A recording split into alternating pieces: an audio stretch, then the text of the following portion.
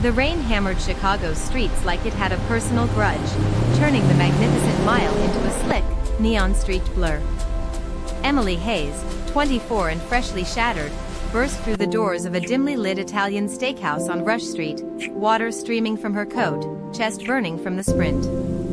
She'd run from a rooftop bar in River North where she'd planned to surprise her boyfriend Jake on his birthday, only to find him pressed against her roommate and supposed best friend, Sarah, in a dark corner booth, hands everywhere, lips locked like Emily had never existed. The betrayal hit harder than the cold. 2 years of dates, shared apartments, whispered futures, gone in one gut punch moment.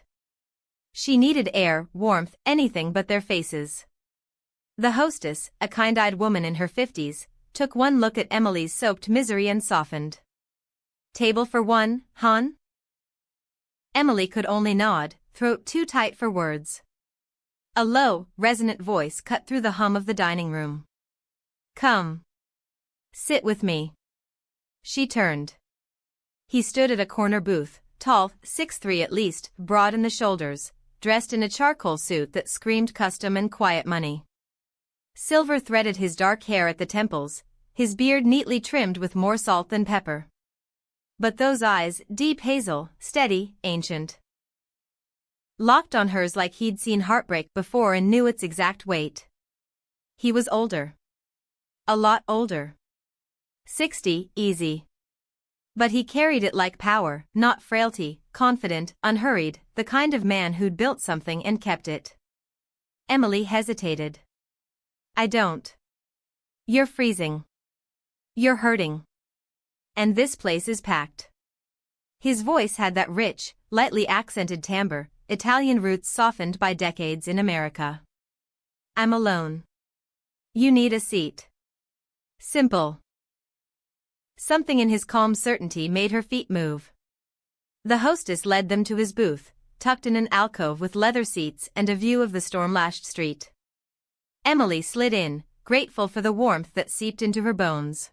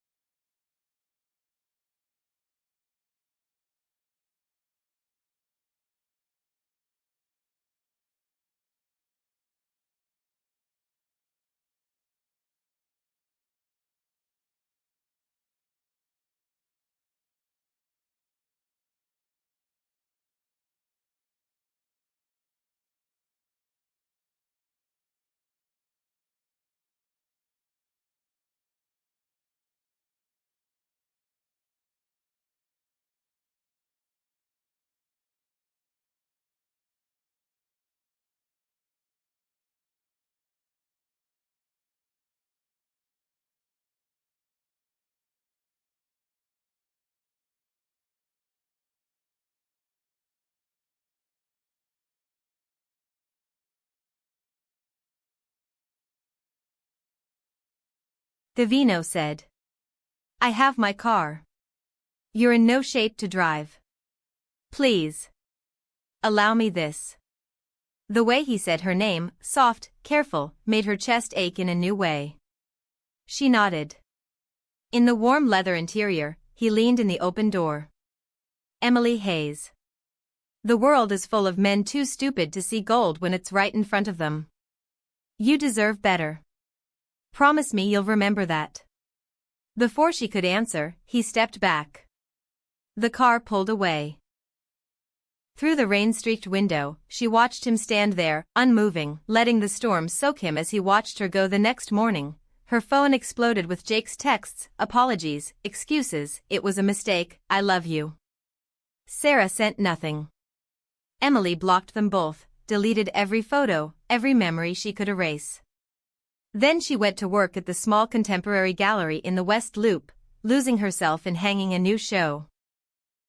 Stark portraits of resilience, everyday people rising above pain. A delivery arrived mid-morning, 3 dozen white roses in a heavy crystal vase, petals perfect against the morning light. The card, thick cream stock, elegant black script. Gold doesn't tarnish because someone looked away. Gee. Her heart stuttered. 1 night. 1 hour. And he'd known exactly what to say, not platitudes, just truth. All day, the flowers sat on her desk like a quiet promise. Coworkers buzzed.